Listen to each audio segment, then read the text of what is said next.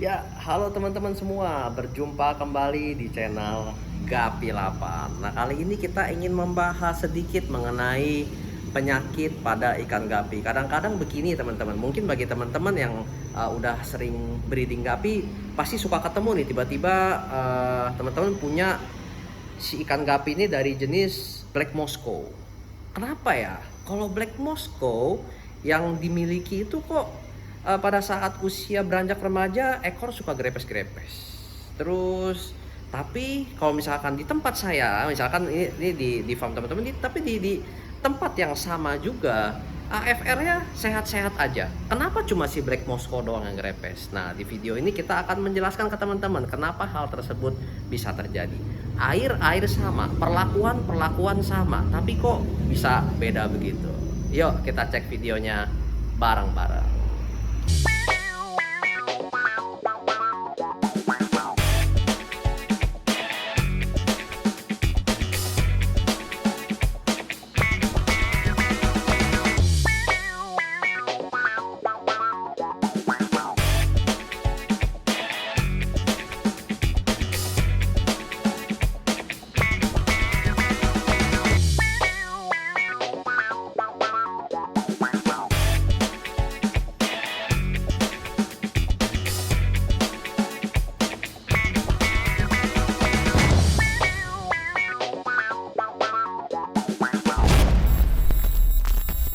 Teman-teman, nah kembali lagi ke topik kita mengenai penyakit ya, penyakit pada ikan gapi. Nah, jadi teman-teman perlu ketahui, kita ngomong nggak usah kita ngomong ikan dulu ya, kita beri contoh pada manusia teman-teman. Kalau misalkan pada manusia itu kita ada yang tahu namanya penyakit keturunan. Sebagai contoh salah satunya itu penyakit diabetes, dimana kalau misalkan ada orang tua yang memiliki penyakit bawaan diabetes, anak-anaknya berpotensi lebih besar untuk terkena diabetes juga. Betul toh? Seperti itu keadaannya.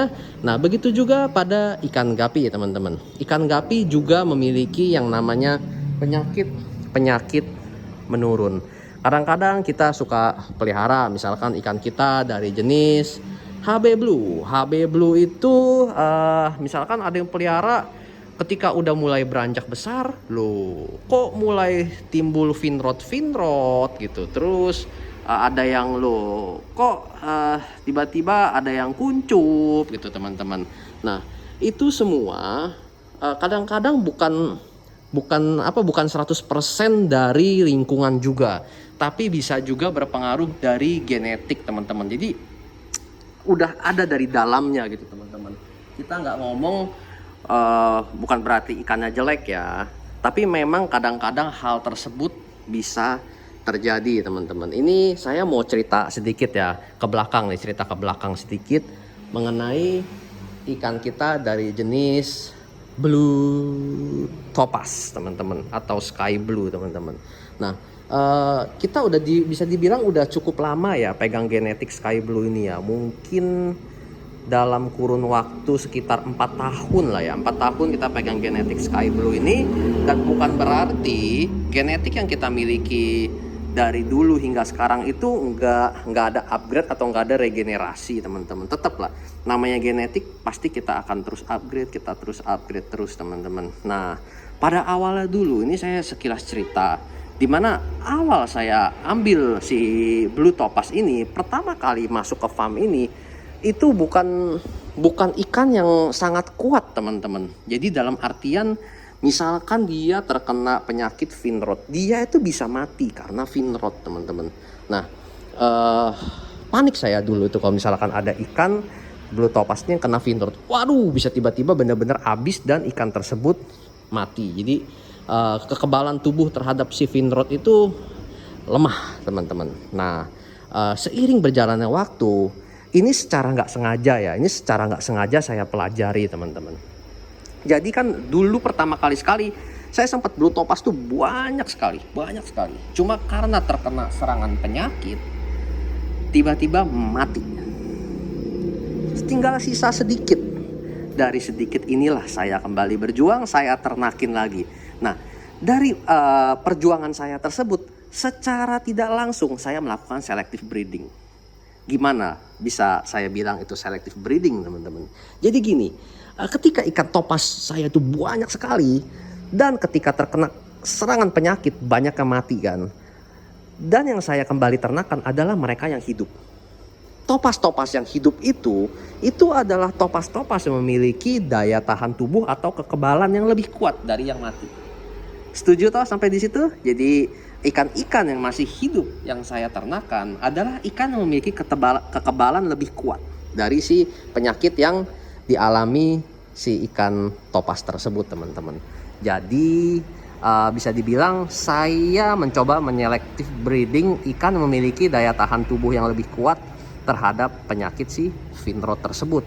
Jadi keturunannya kita harapkan memiliki kekuatan yang lebih terhadap penyakit tersebut. Nah, itu terbukti teman-teman dari kondisi ikan-ikan kita dari jenis si blue topaz ini, dimana seiring berjalannya waktu ikan-ikan ini mulai mudah beradaptasi. Jadi misalkan mereka kena fin rot, ini contoh lah ya. Ini bekas fin rot, teman-teman. Ada coel sedikit ini. Nah, ini bekas fin rot dan ini udah mulai tumbuh lagi. Jadi dia kalau misalkan kena fin rot pun nggak mungkin atau jarang sekali sampai dia parah sekali habis gitu, itu jarang sekali kita ngelihat pada saat kondisi sekarang. Meskipun ya kadang-kadang hal tersebut ya pasti bisa saja terjadi, teman-teman. Ini juga ini kena fin rot sedikit, kalau misalkan dilihat ya di ujung ekor bawah itu ada kayak nah merah-merah begitu tuh. Nah, itu juga ya kurang lebih seperti begitu ya, teman-teman. Memang kalau misalkan dilihat sekilas nggak terlalu kelihatan tuh ada merah-merah sedikit juga. Nah, itu teman-teman, itu dia karena fin rot. Jadi ini juga sama, teman-teman. Nih ya, dia grepes begini. Ini baru tumbuh lagi, teman-teman. No, tapi ya bisa dilihat ya kondisi tubuh juga ya stabil aja ya. Nah, jadi hal semacam itu merupakan bisa kita bilang dilakukan dengan selective breeding, teman-teman. Begitu juga di farm teman-teman sendiri. Jadi nggak bisa teman-teman itu misalkan baru sekali, misalkan teman-teman pelihara ikan dari jenis kita contoh lah HB Blue ya, teman-teman misalkan pelihara HB Blue, baru satu kali ternak ikan-ikannya pada banyak yang mati, banyak yang sakit, teman-teman putus asa.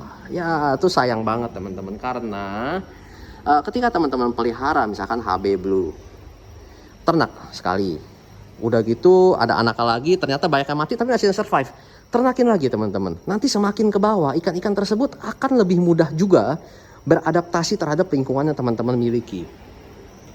Jadi udah anak ini, oh iya nih, ini udah tahu nih kurang lebih si bos saya ini kalau misalkan pelihara ikan itu sukanya ganti air banyak, isi banyak, jadi ikan ini akan beradaptasi, teman-teman, sesuai dengan apa yang biasa kita lakukan. Begitu juga dengan manusia kan seperti itu, teman-teman. Misalkan teman-teman di daerah tropis tiba-tiba dimasukkan ke dalam negara yang ada 4 musim dan masuk ke musim dingin gitu kan, itu kan kaget, teman-teman. Biasa suka sakit badan, suka nggak enak. Tapi seiring berjalannya waktu, ketika kita berada di musim dingin terus, nanti anak-anak kita juga akan lebih mudah beradaptasi semakin generasi ke bawah. Jadi kurang lebih analoginya sih seperti itu, teman-teman. Dan itu juga works untuk si ikan gapi. Jadi bagi teman-teman yang memang ikan gapinya banyak yang sakit atau gimana, jangan putus asa.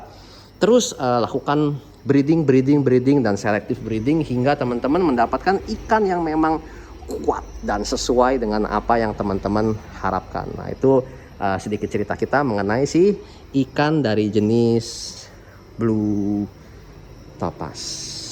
Oke, sekian dulu teman-teman, semoga bermanfaat videonya. Salam Gapila.